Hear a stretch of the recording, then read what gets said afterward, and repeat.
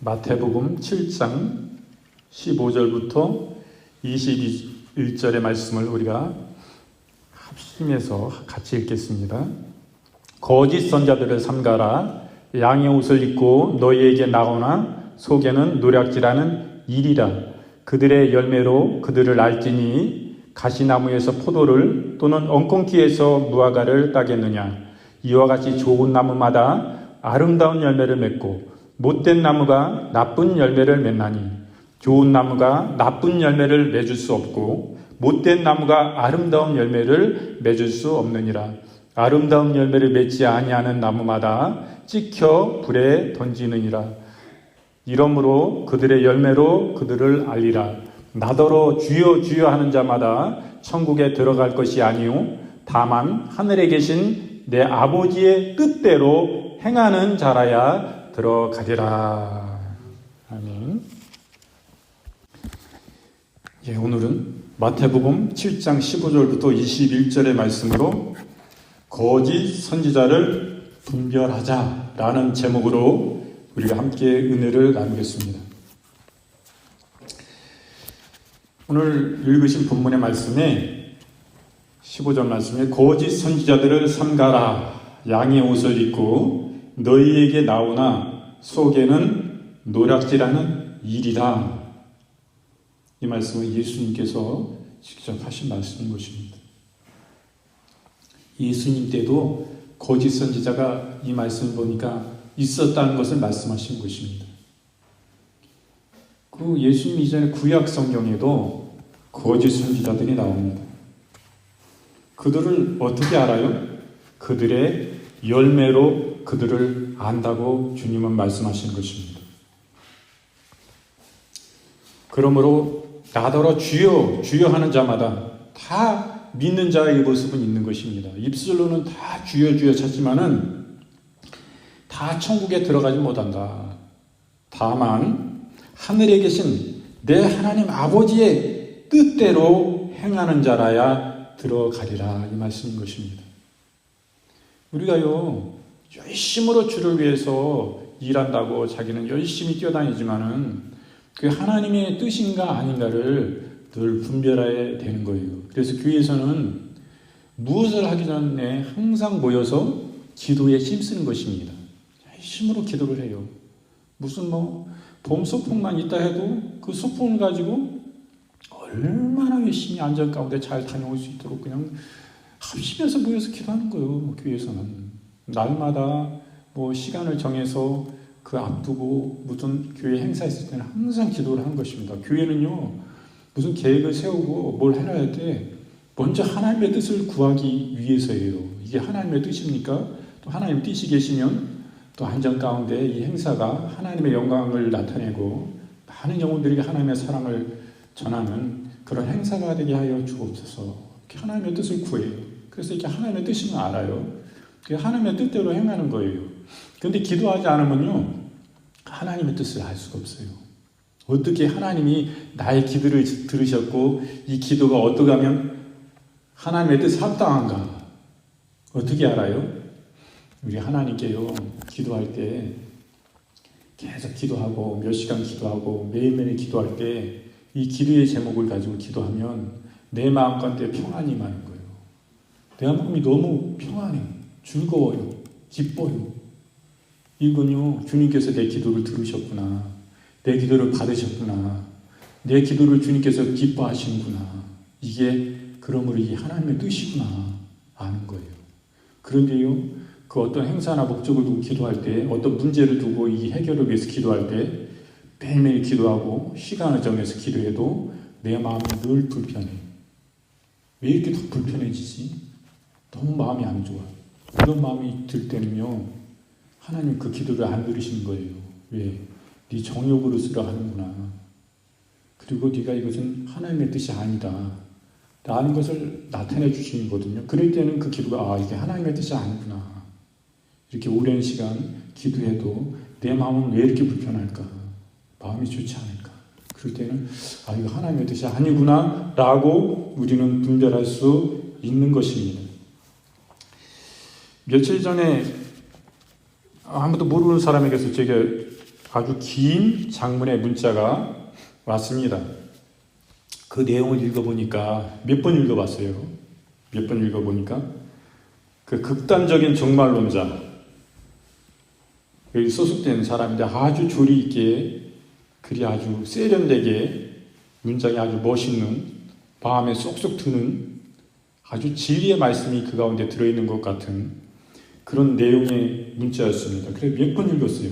제가 몇 번 읽었는데 그 마지막에는 그 극단적 종말론자의 그 교주 같은 분이 거기 설교한 동영상 다운로드 받아가지고 그 유튜브에 접속을 해서 그분의 동영상 설교를 볼 수 있는 2편의 설교가 올라와 있었습니다. 저는 그 설교를 클릭해서 들어가서 보진 않았어요. 어떤 내용으로 보냈을 것이다, 어떤 설교일 거다라는 것은 그냥 짐작을 미루고 알고 있지만 제가 그것을 꼭 들을 필요는 없었어요. 그 교주가 누구가 하면 두 증인에 대해서 계시록 11장에 나오는 두 증인, 두 선지자 그 내용의 말씀입니다. 제가 나중에 기회가 된다면 요한계시록 11장 두 증인, 두 선지자에 대한 이 설교를 준비해서 우리가 함께 그 은혜를 나누는 시간을 갖기를 간절히 원합니다. 이 요한계시록 11장의 말씀을 가지고 사이비 거짓 선지자들이 많이 이용을 합니다. 이 내용에는 두 감람나무, 두 촛대, 두 증인, 두 선지자, 이것을 가지고 이단 사이비 종교에서 많이 이용을 했습니다. 우리가 잘 아는 전도관 박대선 같은 사람은 자기가 감람나무다 이렇게 했고, 신천지 이만희 교주 같은 경우에는 그 사람은 자기도 감람나무인데 두 감람나무이기 때문에 한 감람나무인 홍모 씨는 그가 나중에 배교하고 예수님을 배신하고 교회를 배신해서 나왔기 때문에 이거는 가짜 감람나무고, 하나 남은 감람나무인 이만희는 자신이 참 감람나무다 라면서 영혼들을 끼고 그 거짓 교리를 만들어서 사이비 교주 노릇을 하고 있습니다. 그것은 잘못된 해석이고 성경을 잘못 본 것입니다. 우리 정통교회에서는 그렇게 보지를 않아요.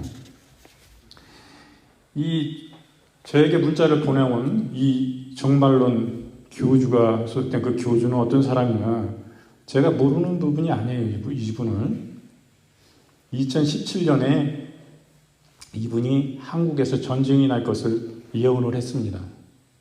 이것은 뭐 대서특필 됐고 뉴스에도 다 나왔었기 때문에 누구나 뭐 인터넷만 찾아봐도 다 나와요. 그때 이거는 저는 거짓 선지자의 가능성이 엄청 많다라고 느꼈어요. 그 당시에 천안함이 북한의 수행으로 침몰이 돼가지고 우리 천안함 장병들이 많이 죽었습니다. 천안함 우리 해군 함정이 두 동강이 나가지고 많은 사람이 죽었어요. 그때 이명박 대통령님 시절인데 그런 일들이 있었어요. 그 사람이 또 예언하기를 그 이후에 또 이런 일들이 있을 거다.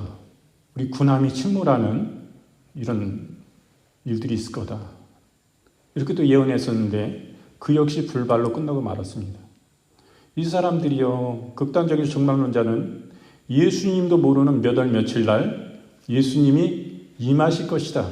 몇 년 몇 월 며칠 날 이렇게 꼭 예정을 합니다. 우리가 1992년도 다미 선교회가 크나큰 무리를 일으키고 온 매스컴과 언론이 거기에 집중을 했어요. 그날 예수님이 오신다고 그래가지고 얼마나 세상이 들끓었습니까? 그래서 전다고 세상 끝이 왔다고 다 하얀 두루마기 옷같이 하얀 옷을 다 갖춰 입고, 그런데 이루 말할 수 없는 망신을 당하고 그날 예수님은 임하지 않았습니다. 그래서 이 사람들이 이용하는 것이 이제는 그것이 아니고 그 시와 그날을 이렇게 이야기하지 않고 일시를 안다, 일시는 모른다, 이렇게 또 변형을 해가지고 영혼들을 끼는 일들이 있습니다. 지금 요즘에 뉴스에 나온 거는 아프리카 한 지역에 거기가 사이비 교단인데 사이비 교주가 얘기하는 것이 너희가 예수님을 만나려면은 금식을 해야 되고 굶어 죽어야지만 예수님을 만날 수 있다. 그래가지고 지금 그 아프리카 지역에 수많은 사람들이 100명 이상이 지금 굶어서 죽었어요. 그 잘못된 교리로 영혼들을 깨고 있는 것입니다. 이 지금 제가 문자를 받은 그 소속의 극단적인 정말로는 그분은 아프리카 케냐의 그 출신이고 이 사람은 흑인입니다. 흑인인데 이 사람이 우리나라에서도 그 전에 2017년 이후에 우리나라에 와서 집회를 했었어요. 이 사람은 막 이렇게 영혼들이 막 쓰러지는 거예요. 수백 명이 한꺼번에 막 이게 손만 휘둘러도 수천 명이 막 같이 막 쓰러져 버려. 일시로 그냥. 이게 진짜로 성령이 오셔가지고 그런 역사가 나타나야 되는 것입니다. 그런데 그거 아니라고 봐, 제가 볼 때는. 물론 영혼들은 갈망함으로 그 선지자라는 사람이 그 앞에서 그렇게 할 때 나에게도 그 은혜를 주시고 뜨겁게 만나주시고 제 하나님 나라 그 영광을 보게 하여 주시옵소서. 그 주님을 뜨겁게 알기를 원합니다. 그런 중심으로 받는 거예요, 다. 그러니까 일시로 막 이렇게 막 다 쓰러져 넘어가는 거예요. 그런 갈망이 소중한 것입니다. 저는 그걸 무시하고 싶진 않아요. 그런 영혼에게 진짜 주님절을 만나 주시옵소서. 진짜 주님이 그 가운데 임하시면요, 우리의 영혼이 팍팍 나가 떨어지게 돼 있어요. 안 그렇습니까? 우리가 사도 바울이 되기 전에 예수 믿는 사람들을 핍박하고 다 잡아서 죽이기 위해서 대제사장에게 조서를 받아가지고 영장을 받아서 다 잡아들이기 위해서 말을 타고 수색대가 돼가지고 수색대 대장이 돼서 잡아 놓으려고 갈 때 이제 담에서 길에서 예수님께서 그를 만나셨잖아요. 예수님이 오정의 빛보다도 강력한 영광으로 사도 바울의 그 핍박하는 예수님을 핍박하고자 나아가는 그를 향해서 그 길 대로에서 주님이 탁 마주친 거예요. 주님 탁 만나주신 거예요. 그러니까 강한 빛을 보고 그가 그 말에서 낙마하고 떨어졌어요. 그리고 주여 누구십니까? 그랬어요. 그래서 네가 핍박하는 예수다. 만나주실 때에 나가 떨어진 걸 봐야 되는 거예요, 여러분. 주님 만나면 그 영광에 팍팍 나가 떨어지게 됐어요. 그리고 어떻게 됐어요? 눈이 멀어버린 거예요, 눈이. 그렇게 주님이 이 햇빛보다도 더 강력하신 영광의 빛 그 자체이기 때문에 우리 천국 가면요, 어둠도 없지만 이 태양이 필요가 없는 거예요. 태양이. 왜? 주님 자체가 발광이시고 영광이시기 때문에 그분이 영광의 빛이시기도 저 햇빛과는 비교할 수 없는 영광의 강력한 빛이요. 그 주님을 우리가 진짜로 실제로 가까이 보면 우리는 다 죽어요. 살아남을 자가 없어, 그분 앞에는. 왜? 그분은 거룩하신 분이기 때문에. 정결하시고 깨끗하신 정직하신 너무나 좋으신 분이기 때문에 티끌만한 죄악이 하나 있어도 다 죽어버리는 거예요, 우리 인간은. 왜? 죄성을 가지고 있기 때문에. 우리 예수 그리스도의 피로 구속을 받았다 할지라도 우리 죄성이 있기 때문에 다 죽는 거예요. 예수님이 우리를 희미하게 우리가 보는 거지, 우리가 주님을 아는 것도 희미하게 보는 거지, 그분을 직접 대면한다면 하나님의 아버지만 봐서 그분만 보면 다 죽나? 아니요. 예수님 봐도 다 죽는 거예요. 성령님이 진짜 대면한다면 다 죽어. 뭔가 희미하게 보여주신 거예요. 완전하게 그냥 눈을 바짝바짝 떼가지고 이렇게 볼 수 있게 임하는 거. 그러면 큰일 나, 우리는. 살아남을 자가 없다니까, 그 안에. 우리 죄성 가진 인생. 그런 분이요. 근데 이 사람들이, 보십시오. 이 주님을 깨는 사람들은 어떻게 깹니까? 두 중이라는 것은요, 둘이라는 것은 성경에서는 뭐요? 증인의 수요, 증인의 수. 그리고 확정의 수요.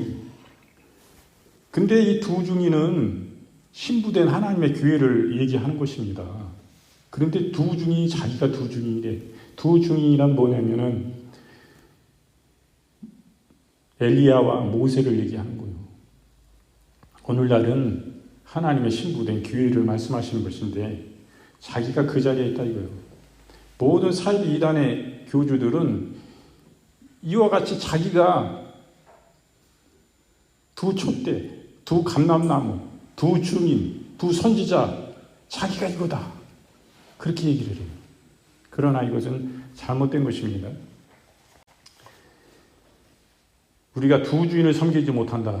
주님은 말씀하시는 거예요. 마태복음 6장 24절 말씀에는 한 사람이 두 주인을 섬기지 못할 것이니 혹 이를 미워하고 저를 사랑하거나 혹 이를 중히 여기고 저를 경히 여김이라. 너희가 하나님과 재물을 겸하여 섬기지 못하느니라. 제가 지난주 설교에서 왜 강아지 얘기를 했냐? 왜 강아지, 목사님이 왜 갑자기 강아지 얘기를 하실까? 제가 그냥 직접 대고 막 얘기를 못했어요. 계속 돌리는 거예요. 그 얘기를. 우리가요, 하나님보다 더 사랑하는 것은 돈이 될 수도 있습니다. 그리고 자녀가 될 수도 있어요. 내 즐거워하는 일들이 될 수가 있어요. 또 강아지도 마찬가지일 것입니다. 이 개를 너무 좋아해. 너무 좋아해. 자기 자녀보다도 좋아하는 사람이 있다니까. 그럼 그건 뭐야? 하나님보다 더 사랑하면 그것이 우상이라는 거예요. 우상. 그렇기 때문에 저는 기독자들이 예수님 안 믿는 사람들이 하나님이 없으니까 그렇지만 예수님 믿는 사람들이 개를 집에서 집 안에서 키우는 거는 절대 저는 좋게 보는 사람이 아니에요. 저는 진짜 그렇습니다. 우리 친인척 중에도 개 키우는 사람도 있어요. 저는 그렇게 좋게 여기지 않습니다. 그걸 제가 강제할 수는 없지만 진짜 안타까울 뿐이에요. 개 키우면요, 애완견 키우면 얼마나 돈이 많이 들어가는지 아십니까? 그 개가 먹는 살이 엄청 비쌉니다. 응? 그리고 개가 아파봐요. 개들도 수술시켜야 돼요. 300, 400, 500 그냥 들어갑니다. 돈이 얼마나 많이 드는지 알아요? 그리고 배변하면 그거 다 치워줘야지. 또 하루에 한 번씩 또 데리고 나가지고 운동시켜야 돼. 거기에 들이는 그 정성과 시간을 생각하면 너무나 안타까운 거예요. 거기에 너무 매몰돼서 시간을 거기가 뺏길 시간이 있냐. 기독교인들이 왜 그 자리에 이 세상 것 우리가 더 사랑하는 그 자리에 왜 주님을 더 사랑하고 주님을 악망하고 그분의 거룩하신 그 얼굴을 찾으면 우리가 거기에 시간 낭비할 시간이 없는 거예요. 너무나 주님을 모르고 다 아는지 알아 자기가. 그게 아니에요. 우리는 더 성령 안에서 그분의 사랑의 깊이가 얼마나 깊으신지 얼마나 넓으신지 얼마나 크신지 우리가 그 안에 더 들어가야 돼요. 말씀 안에 더 깊이 기도로 무릎으로 그분의 심장 안에 전진하며 들어가야 돼요. 그러므로 그분이 내 안에 내가 그분 안에 이것이 영생이요. 그 안에 주님은 이 가운데 우리의 친밀히 교제하고 나누길 원하시는 거예요. 내가 아는 게 다 알고 내가 예배 순서 가가지고 열심히 참석하니까 나는 다 된 거지. 하나님께 영광 돌렸고 주의 성수했으니까 하나님 뜻 안에 사는 거지. 이렇게 생각을 하고 사는 사람들이 많아요. 우리 교인들만 얘기하는 게 아니에요. 다른 교회 교인들 자기가 다 성숙된 줄 알아. 천만의 말씀이요. 제가 만난 하나님 그분들 잘 아실까? 제가 만난 깊이 안에 아실까? 안타까워요. 저는 하나님의 임재는 지금 이 자리에도 계신 거예요. 이 자리에 함께 계세요. 그리고 우리가 영으로 알 뿐만 아니라 먼저는 우리의 육신에 있기 때문에 내 육신이 아는 거예요. 내 오감으로 아는 거예요. 그분이 이 자리에 임재해 계시다. 먼저 알아요. 내 영혼이 이분의 임재 앞에 거룩하시고 어미하신 그 사랑이 충만하신 크신 하나님 앞에 내 영혼이 지금 떨고 있구나. 그분 너무 거룩하시고 크신 분이기 때문에 내 영혼이 여기서 떨고 있구나. 영혼은 벌써 알잖아요. 내 육신은 민감하지부터 모르고 내 영혼 먼저 알아. 예? 영혼. 우리의 영혼 먼저 아는 거예요. 이것이 실제인데 이 안에 깊은 교제와 그 만남 그 가운데 그 하나님을 만나야 되는 거예요. 그래서 우리는 어때요? 두세 사람이 내 이름으로 모인 중에 내가 그들 중에 함께 있다 주님 말씀하신 거예요. 내가요 순서를 맡아서 예배에 막 특승을 하고 막 큰 교회에서 이렇게 일을 한다 이거예요. 큰 교회에서 무슨 부장 선생님 맡아서 열심히 학생들을 가르치고 지도하는 자리에 있다 이거예요. 거기서 열심히 한다 이거예요. 왜 큰 교회니까 자기가 하고 싶어요. 그런데 조그만 교회에 몇 명 모이지 않는 것은 자기가 하기 싫어요. 그 사람이 미성숙인 거예요. 하나님을 뜨겁게 만나보세요. 두세 사람이 모인 곳에 여기에 뭐 잘난 사람도 없고 세상으로 볼 때는 뭐 다 그저 그러네. 농촌 시골에. 여기 뭐 볼 거 있어. 대충 막혀야 되고, 내가 왜 여기 특성을 해? 내가 여기서 예배 순서 가운데 내가 뭘 맡아서 뭘 해? 이런 사람들의 중심을 보십시오. 하나님 진짜 만난 사람들이 아닌 거예요. 자기가 그 교회 안에 속해 있다고 자기가 뭐가 된 줄 알아. 그리고 자기가 완전히 구원을 이루어가는 가운데 있는데 자기가 완전히 하나님을 다 하는 것 같아. 자기 수준의 높이에서 보는 거예요. 천만의 말씀인 거예요. 진짜 성숙한 하나님의 사람들은요, 부흥회를 큰 수만 명이 모인 데서도 그 앞에서 설교하고 인도하시는 분이지만 우리 교회 같이 몇 사람 되지도 않는데 노인들 계시고 농촌 사람들 계신데 요런 데도 와서 그와 같은 영광 안에 그냥 와서 제 정도 찍으니까 그냥 해드릴게요. 거기 와서 제가 몇백만 원 받습니다. 한두 시간, 1시간 설교했는데 이런 데 있는데 그냥 해줘. 그런 사람들이 진짜 하나님을 특심으로 진짜 중심으로 만난 사람들이요. 여기도 그 하나님의 영광의 주님이 동일하신 하나님이 임재해 계시다. 그분이 영광 받으러 오셨다. 그거 알기 때문에 그렇게 하는 거지. 그런데 미성숙한 사람들 어때 영적으로? 하나님 진짜로 못 만난 사람. 조금만 다 안 와. 이런데 뭐 와봐야 사람이도 얼마 주지도 않아. 그런데 뭐 3박 4일 막 부흥에 인도해 주세요. 그러면 거기 막 호텔 다 잡아놓고 5성급 호텔, 좋은 호텔. 그리고 뭐 몇 시간마다 거기 목회자가 와가지고 같이 식사를 같이 하고 막 이름만 좋은 식당에 막 비싼 식당 가가지고 막 밥 사드리고 막 그래요. 그리고 사례비도 많이 주고 대우고 다 해요. 여러분 생각해 보세요. 그런 분들이 이런 시골교회 와가지고 만약에 3박 4일 부흥이 한다고 우리 목회자 사택인데 여기 사택에다 모시고 이분 깨끗이 빨아가지고 드리고 밥은 알아서 끓여잡수요. 다 돼 있으니까 쌀도 씁니다. 데워드려도. 그런 중심이 바른 분들은요 감사해서 와서 그렇게 해고도 남는 분이에요. 오히려 자기가 사례를 가져갈 수가 있나? 이 교회? 우리는 적으니까 좀 밖에 못 드려. 그분이 가져가겠어요? 더 자기 것 보태서 헌금 하나님께 올려드리고 감사하고 가면 하나님 만난 사람들이 이런 거라니까요. 진짜 하나님이 계신 건 아는 거예요. 그 사람들. 이게 진짜인 것입니다. 여러분요, 거짓 선지자들이 왜 거짓 선지자돼요? 이 돈에 욕심이 있는 거예요. 돈에. 그 영혼도 깨가지고 결국엔 뭐요?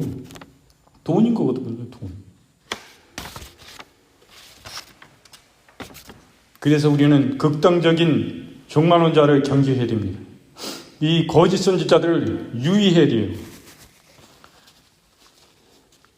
이 아프리카의 이 선지자라는 이 사람은 2017년도에 한국 전쟁을 예언했습니다.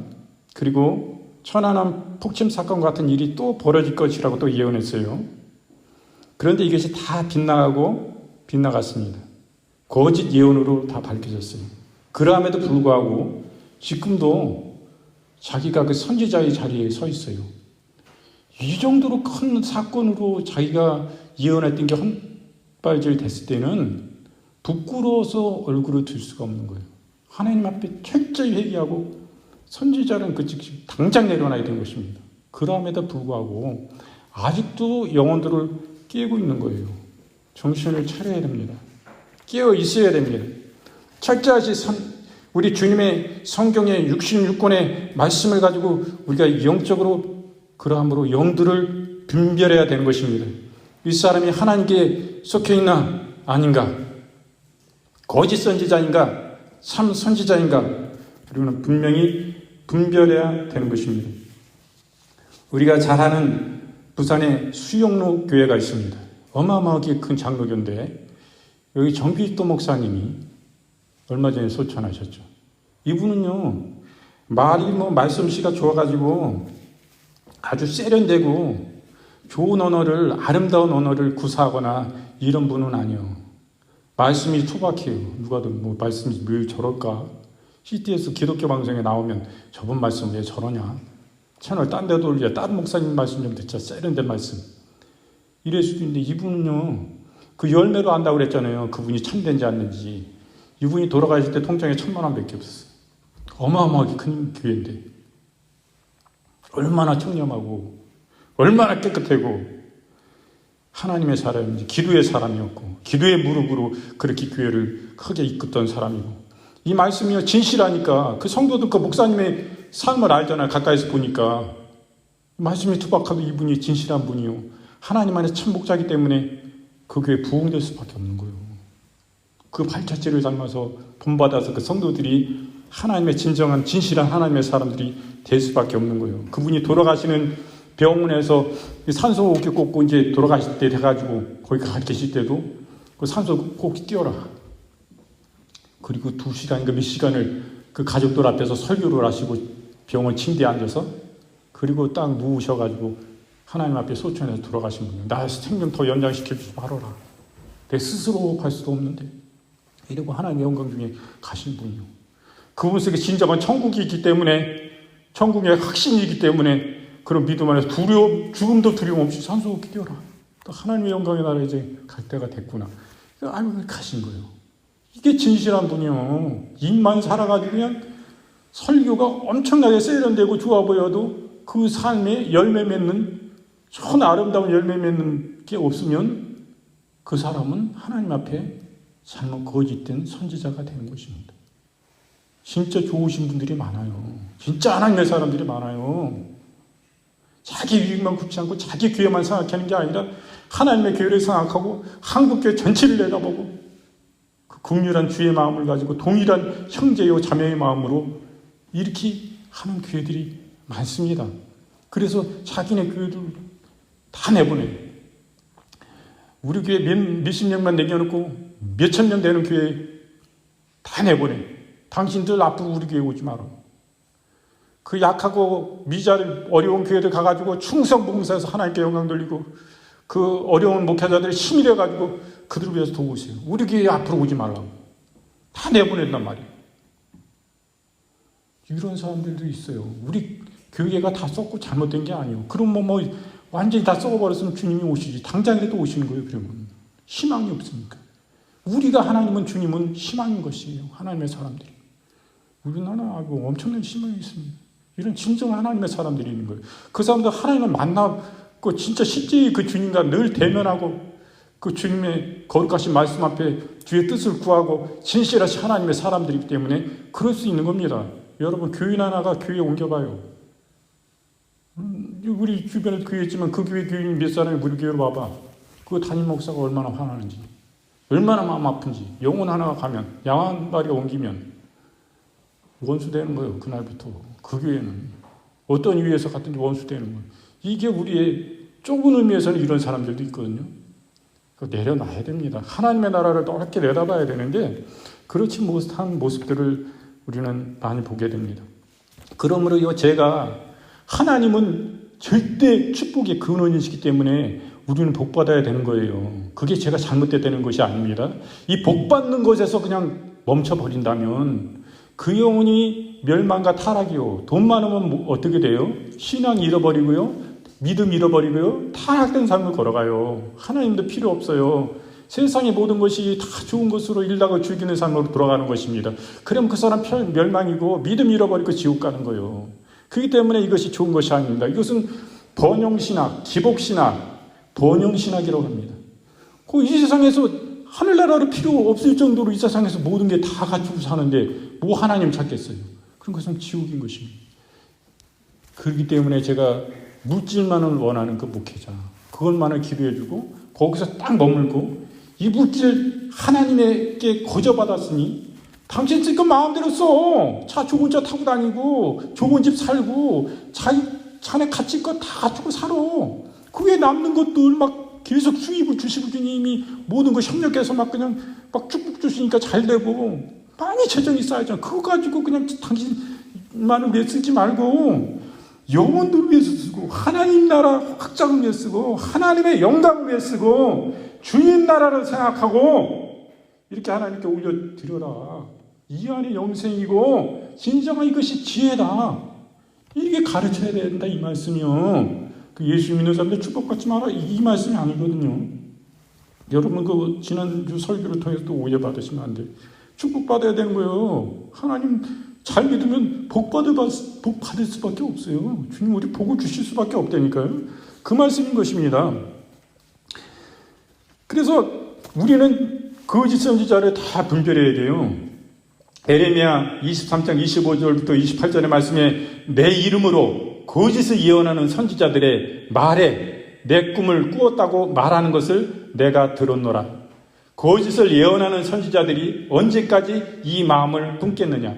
그들은 그 마음에 강교한 것을 예언하느니라. 강교란 뭐요? 간사하고 교활하다 이 말씀이요.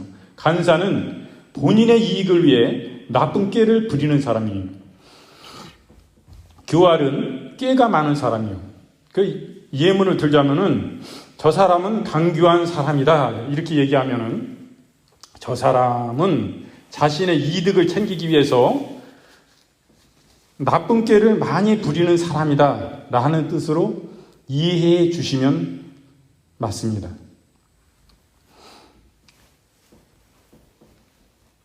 이런 것을 유의해 보여야 되는 거예요. 거짓 선지자는 그러므로 거짓 예언을 한다 이거예요. 그것이 하나님께로부터 온 것이 아니라 자기의 생각으로 하는 거예요. 27절의 말씀에 그들이 서로 꿈꾼 것을 말하니 그 생각인즉 그들의 조상들의 바알로 말미암아 내 이름을 잊어버린 것 같이 내 백성으로 내 이름을 잊게 하려 함이로다. 여호와의 말씀이니라. 꿈을 꾼 선지자는 꿈을 말할 것이요 내 말을 받은 자는 성실함으로 내 말을 말할 것이라. 겨가 어찌 알곡과 같겠느냐라고 말씀합니다. 27절의 말씀 그러므로 어때요? 이 꿈을 꿨는데 선지자가 그게 하나님께로부터 온 게 아니라 자기 생각이라 이거요. 그러므로 우상을 섬기게 하고 하나님의 거룩하신 이름을 그 백성으로부터 잊어버리게 한다 이렇게 말씀합니다. 그러므로 여호와의 말씀이 말씀하시기를 꿈을 꾼 선지자는 꿈을 말할 것인데 하나님이 말씀하신 그 말을 받은 자는 성실함으로 그 하나님의 말씀을 받은 그 말을 말하라 이렇게 말씀합니다.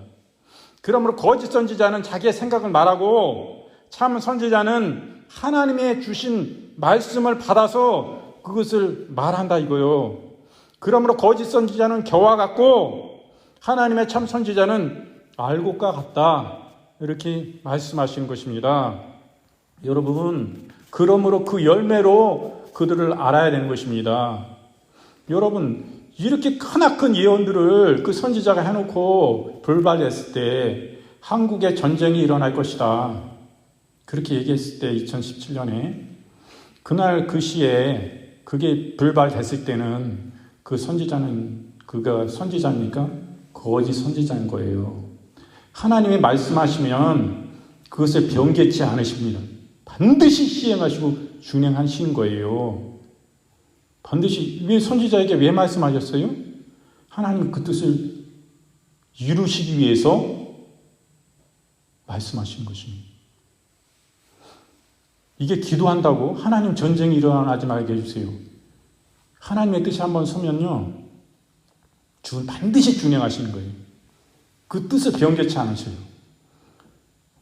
회개한다고요? 백성들이 이제 회개한다고요? 전쟁을 일으키겠다 하시니까 하나님 그거 안 들으셔요. 하나님은 그 뜻을 준행하신 가운데 전쟁 가운데 그때 회개할 때 하나님은 돌이키시는 거예요. 그때 진정한 회개가 나타납니다. 온 백성이 회개해야 돼요. 그럴 때 하나님이 또 다른 역사를 이루시는 것이지 하나님이 한 번 확정된 것을 이루지 않으시는 분이 아니에요. 거짓 선지자들은 그렇게 얘기합니다. 불발됐으니까 이제 핑계를 대야지. 영혼을 깨고 속여야 되니까. 자기가 실수한 게 아니다. 너희들이 이거 내가 전쟁을 선포하고 전쟁이 일어날 것이다 했을 때 너희가 내 말씀을 붙잡고 내 예언을 가지고 너희가 모여서 회개했기 때문에 하나님이 그 마음을 돌이키사 전쟁은 일어나지 않은 것이다. 이것도 핑계를 대요. 그러면 거기에 속해 있는 극단적인 종말자는 그 말씀을 다 따르고 믿는 거예요. 거기에 왜 소속되어 있겠어요? 그 말씀이 자기 귀에는 너무나 쏙싹 들어오는 거야. 여기서도요 회개와 거룩함을 주장합니다. 여러분. 그러면서 이 선지자가 자신만이 두 증인이래요. 두 선지자라고 하는데 여기에 속아 넘어가가지고 이걸 믿어요. 그 사람 분별하는 그 눈이 지금 어두워져 있는 거예요. 그분이 그 거짓 선지자가 예수님보다 더 높은 자리에 가 있어. 하나님의 거룩하신 이름보다 더 높은 자리에 가 있어. 그 사람들 잘못되어 있는 중심이요. 하나님의 교회는 예수 그리스도의 보혈의 십자가의 그 은혜를 증거하고 나아가는 것입니다. 이들은 뭘 주장합니까? 노아의 때에 시집가고 장가감으로 이렇게 나오잖아요. 하나님의 회개의 말씀을 노아를 통해 촉구할 때도 그들이 믿지 않냐고 호랑방탕해서 하나님의 말씀, 하나님의 사람을 저주하고 오히려 시집가고 장가갔다. 이 말씀을 가지고 지금도 결혼하지 마세요 이렇게 얘기해요. 결혼하지 마는 게 여러분 잘하는 것입니까? 결혼해야 돼요. 주님께서 생육하고 번성하라 말씀하신 것입니다. 우리에게 아담과 하와로 말미암아 우리에게 여자에게 해산의 고통이 오고 땀 흘려 남자들은 일해야지만이 먹고 셔서는 얻게 됐습니다마는 예수 그리스도의 보혈과 십자가의 그 은혜로 우리 구속하시고 그 피값으로 말미암아 그 목숨값으로 이 가운데 우리를 속량해 주신 것입니다. 그 은혜로 말미암아 넉넉히 우리에게 이기게 해 주시는 것이에요. 그러므로 우리가 이 꿈뿐만 아니라 환상도 마찬가지입니다. 예언도 마찬가지예요. 주님으로 또 온 진짜의 말씀을 전해야 참 선지자인 것입니다. 자신의 생각을 말하면 강교히 영혼들을 깨는 거짓 선지자들을 알고 우리는 분명히 이 영들을 분별해야 되는 것입니다. 그러므로 말씀에는 영을 다 믿지 말라 말씀하신 거예요. 그래서 신구약 66권 하나님 말씀으로 철저히 우리는 영들을 분별해야 됩니다. 계시록 19장 20절의 말씀에는 짐승이 잡히고 그 앞에서 표적을 행하던 거짓 선자도 함께 잡혔으니 이는 짐승의 표를 받고 그의 우상에게 경배하던 자들을 표적으로 미혹하던 자라. 이들이 산채로 유황불 붙는 못에 던져지고 계시록 21장 8절 그러나 두려워하는 자들과 믿지 아니하는 자들과 흉악한 자들과 살인자들과 음행하는 자들과 점술가들과 우생 숭배자들과 거짓말하는 모든 자들은 불과 유황으로 타는 못에 던져지리니 이것이 둘째 사망이니라 말씀합니다. 다른 말씀 안 드리고 거짓말하는 모든 자는 불과 유황으로 타는 못에 던져지리니 이것이 둘째 사망이라. 죽어도 또 죽는 거예요. 우리가 인생에 나가지고 한 번 죽잖아요. 여기가 또 죽어. 불못에 유황 불못에 쓰는 거짓말하는 거짓 선지자도 왜 거짓 선지자예요? 거짓말해서 영혼들을 깨서 같이 지옥 끌고 가니까 진리의 말씀 가운데 인도하지 아니하고 자기의 생각으로 인도하고 하나님의 뜻으로 인도하는 게 아니에요. 다 지옥으로 간다니까. 그 안에 있습니다. 그래서 철저히 분별하고 이 가운데 나와야 되는 것입니다. 그들이 이 땅에서는 영혼들을 착취해가지고 뭘 끌어서 먹고 나아가려 하는지 몰라도 하나님은요 이렇게 믿지 않는 사람 자기들이 하나님 안 믿어요. 하나님 말씀을 가지고 이용만 할 뿐이야. 하나님 말씀도 안 믿어요. 영혼들을 이용해서 지옥 가는. 왜? 그들 속에는 마귀에게 붙잡혀가지고 마귀의 사람으로 쓰임을 받고 있는 거예요. 사탄의 앞잡이요. 사탄과 짝이요.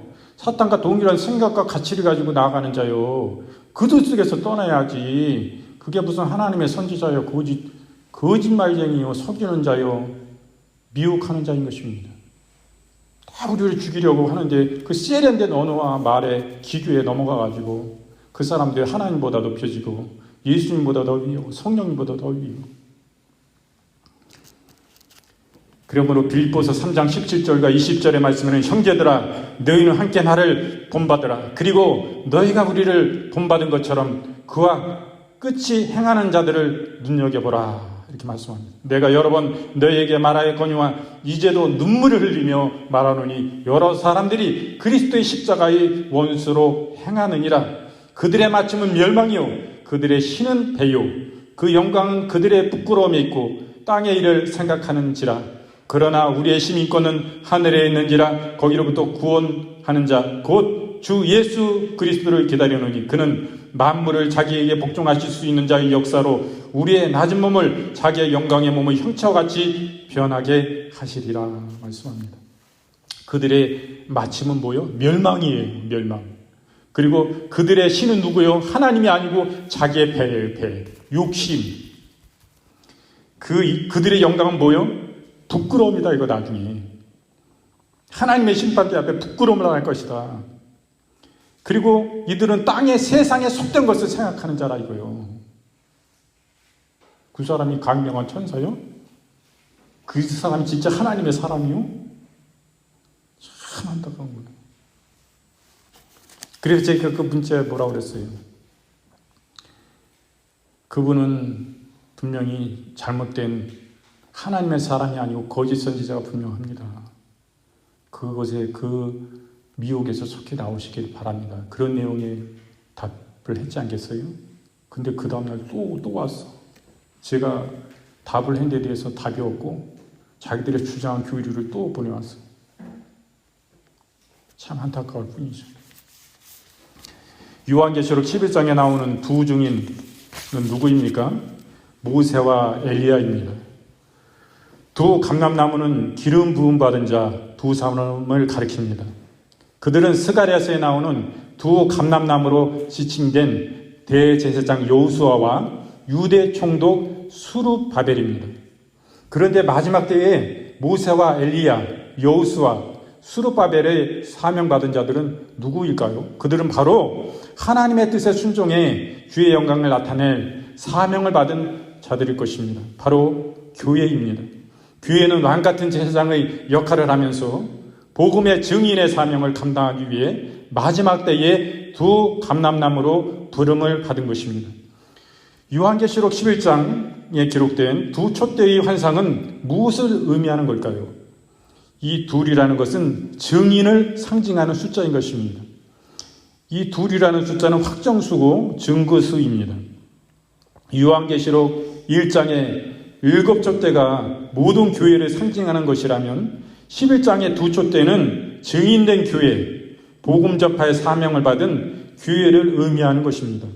그래서 요한계시록의 두 증인은 어떤 특정한 사람이 아니라 하나님의 부름을 받은 하나님의 백성된 교회, 예수 그리스도의 신부된 교회를 상징하는 것입니다.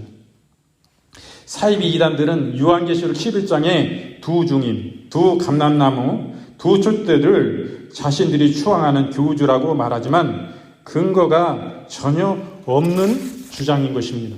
그러므로 이 극단적인 종말론에 빠진 사람이 아프리카계 케냐 출신의 이 흑인의 이 사람을 제가 이름은 알지만 얘기하지 않습니다. 이 사람을 교주와 같이 섬기고 있어요. 이 사람이 자칭하기를 자기가 두 증인이라고 합니다. 자기가 모세와 같이 피의 증거가 자기의 사역 가운데 나타났었고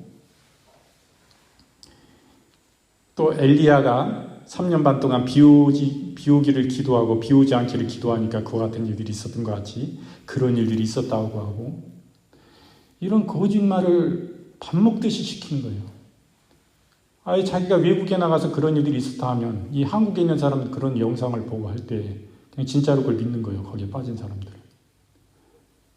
오늘 말씀 보니까 두 증인이 어떤 특정한 어떤 그 사이비 교단의 교주를 얘기합니까? 천만의 말씀이요. 전혀 아니라는 거예요. 하나님의 교회를 말하는 것입니다. 예수 그리스도의 신부들이 두 증인인 거예요.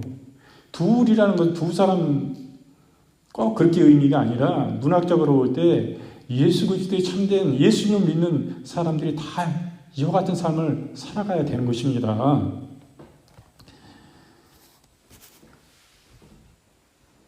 그러므로 요한계시록의 이 두 증인은 또 두 감람나무, 두 촛대는 하나님의 말씀과 능력을 위임받은 증인된 교회, 예수 그리스도의 신부인 것입니다. 왕같은 제사장의 역할을 하는 교회요, 복음 전파의 사명을 받은 교회를 의미하는 것입니다. 그래서 제가 이 기회가 만약에 된다면은 다음에 요한계시록 11장을 한번 강의해 보도록 하겠습니다. 이것이 굉장히 중요해요. 이단들이 이것을 가지고 그냥 사람들을 미혹하고 거짓 선지자들이 많이 나와 있는 거예요. 갑자기 우리가 요한계시록을 잘 기성교회들이 접하지 않다가 이와 같이 두 증인, 두 선지자 이기 나오면은 이게 뭐지? 하고 그 동영상을 보고 잘못된 거짓 선지자의 설교를 들을 때 거기에 그냥 마음이 가가지고 빠져 들어가는 거예요. 여기서도요, 난잡하고 더러운 게 아니라 거룩함을 주장하고 회개를 주장하기 때문에 정말 깨끗해요. 그리고 진리가 참 같은 것 같아. 그래서 이게 빠져들어가게 되게끔 되어 있어요. 그럼 일반 성도들이 볼 때, 그래서 진짜 하나님 말씀하시는 요한계시록 11장의 말씀 무엇인가 우리가 알아두면 이런 것에 빠지지 않고 매우 유익하다고 생각합니다. 저는요, 오늘은 이렇게 우리가 짧은 시간이지만 거짓 선지자를 분별하자라는 제목으로 함께 은혜를 나누었는데요. 저는 저의 앞으로의 미래의 희망은 그냥 크게 사역하고 이런 사역을 저는 그렇게 원하진 않습니다. 주님이 어떻게 인도하실지 몰라도 저는 자꾸 소소한 그냥 중보기도 센터를 이런 일들을 해서 참된 하나님의 사람들 안에 제가 받은 하나님의 은혜를, 성령 받은 은혜를 같이 누리고 알길 원해요. 그리고 그 가운데 제가 다 완성됐다는 게 아니고 저도 배워가길 원합니다. 그렇게 협력하고 교제하고 주님 안에 더 깊이 머물고 기도하면서 주님의 말씀을 붙잡고 씨름하면서 그 가운데 더욱더 하나님의 은혜를 구하고 실제를 구하고 더 그 주님을 뜨겁게 만나는 그런 모임을 저는 갖기를 원합니다. 우리가 다 하나님의 그 사랑을, 그 넓이를, 크기를, 깊이를 다 측량할 수 없는 그 가운데 우리가 한계를 정의할 수가 없어요. 그 하나님은 내가 만난 하나님, 그렇습니다. 하나님은 진짜 그 하나님을 원하는 실제적인 그 주님의 임재와 방문을 만남과 교제 가운데 진짜 친밀하신 그 하나님과의 교제를 나누는 실제적이고 우리가 진짜 오감으로 우리의 영혼 육으로 진짜 하나님을 깊이 느낄 수 있는 그 성령의 충만 그 떠올라신 불의 영광로 안에 그 하나님 안에 나아가길 원해요. 이거 우리가 알게 되면요, 그 목사님이 또 그 모임에 누가 그 가운데 더 깊을수록 그 성령의 은혜는 내게만 있는 게 아니에요. 그 전이가 되고 같이 흘러가요. 그래서 그것을 임파테이션이라고 해. 임파테이션이 일어나는 거예요.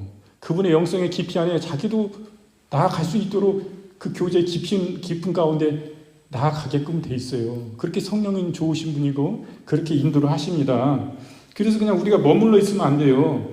우리가 정말로 극단적인 정말로는 우리가 원치 않지만 우리는 언제라도 주님 앞에 나아갈 진짜 깨어서 영적으로 각성된 믿음으로 살아야 되는 거예요. 우리가 정말로 그거 믿는다 몇 월 며칠 날 주님 오셔 왜곡기에 매몰되어 있고 빠져 있죠. 자기의 삶을 영위하지 않고 살아가지 않고 그건 잘못된 신앙인 것입니다. 진짜 참된 신앙은요, 오늘 종말이 온다 할지라도 내일 종말이 온다 할지라도 오늘 한 그루의 사과나무를 심는 게 이게 진짜 신앙인 거예요. 그래서 주님 말씀하시기를 두 사람이 맷돌 갈다가 한 사람은 데려가고 한 사람은 놓아주면 된다. 이게 자연스럽게 그냥 이루어지는 거예요. 내가 참된 신앙으로 그냥 깨어서 내가 오늘 죽어도 오늘 주님 부르셔도 내가 천국의 소망을 가지고 예수 그리스도의 그 귀하신 보혈의 피로 나를 구원해 주신 것, 그 은혜를 생각해도 얼마나 고맙고 감사한지, 나 위해 죽을 뿐만 아니라 나를 위해 사망한 것을 깨뜨리고 다시 부활하신 그 예수의 생명을 믿는 믿음 안에 사는 준비되어 있게 있어야 돼요. 내가 오늘 죽어도 이 순간 어느 시간 우리 길 가다가도 심장마비 그냥 죽는 게 우리 인간이요. 아이고 늙어서 나는 얼마나 젊어서 나는 괜찮아. 햇볕 뜨고 얼마나 건강 좋은지 맨날 헬스장 가가지고 막 알통 나오게 막 이렇게 운동하고 막 이래. 저 유식한 말 잘 안 쓰는데 왜 그러냐. 제일 낮은 어린 누구도 다 들을 수 있는 설교를 해야 되기 때문에 그런데 그렇습니다. 뭐예요 우리의 생명이. 우리 인생 아무것도 아니고 늘 갈 준비하고 살아야 된다니까요. 그냥 살 준비만 해. 저 나라 갈 준비는 하나도 안 해. 그러면요 도적 맞은 자 같이 그 자기의 마지막 날이 그냥 도둑이만 같이 임하는 거예요. 그러나 우리가 늘 영적으로 깨어 있으면 내 삶을 열심히 살아. 주님만 해. 주님과 동행해. 내 삶 가운데. 그런 사람 일터사도라고 그랬잖아.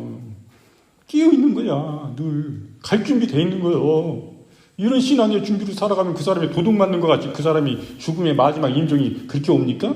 천만의 말씀이요. 그 종말론자들보다도 극단적인 종말론자들보다도 우리는 더욱더 깨어 있어야 되는 거예요. 말세가 언제적부터 말세입니까? 예수님 이 땅에 오신 초림부터 말세요. 예수님 때부터 지금 2000년이 넘었는데 2023년이 전에 예수님 오신 지 2023년이 됐어요. 그 2000년 전 전부터 2000여 년 전부터 그때부터 말세인데 지금도 말세요. 극단적 정명론자들은 곧 온다 곧. 이 세상 시간이 다 끝났다. 이 세상 시계가 멈췄다 이제는. 이렇게 하지만 천만의 말씀이지. 예수님도 모르시는데 자기가 어떻게 알아?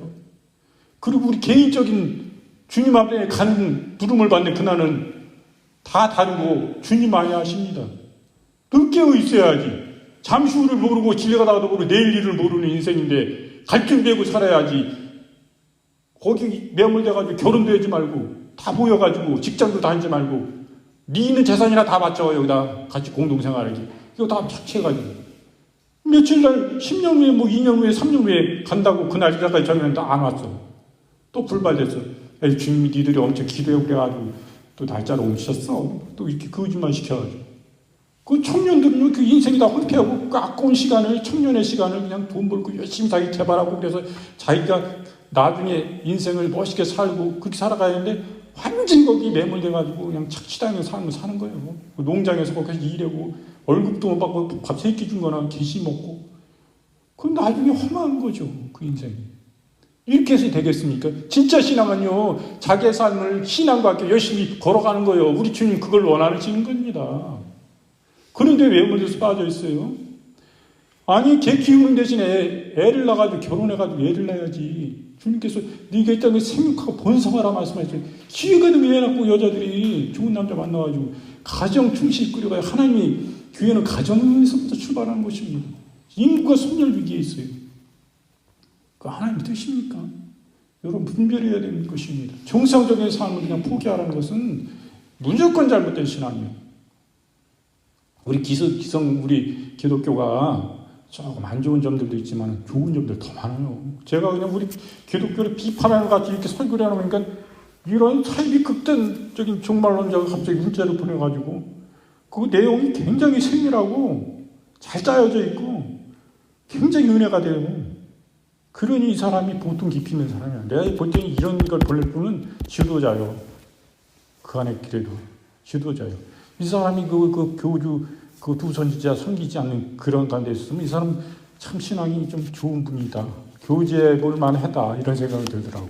제가 목회자니까 저도 그 사람한테 다른 신앙에 대해서 말씀 안에 얘기할 수가 있잖아요. 근데 일반 평신도들 거기 가지고 그런 사람들 만나면 돼요. 절대 안 되는 거예요. 그런 사람들은 인사되지 말아야 되는 거예요. 그게 인사하고 친해지면 그게 스며들어와. 그래서 이단에 빠져서 결국에 멸망길, 지옥길 가는 거예요. 우리가 믿음 그러면 굉장히 어려워하는데 믿으면 믿음 없어져요. 여러분 믿음이 뭐예요? 믿음 있어요 없어요? 나 왜 믿음이 없지? 안 믿어지지? 더 그래진대. 왜? 믿음은요 예수 그리스도의 십자가의 보배로운 피를 믿는 게 그게 믿음인 거예요.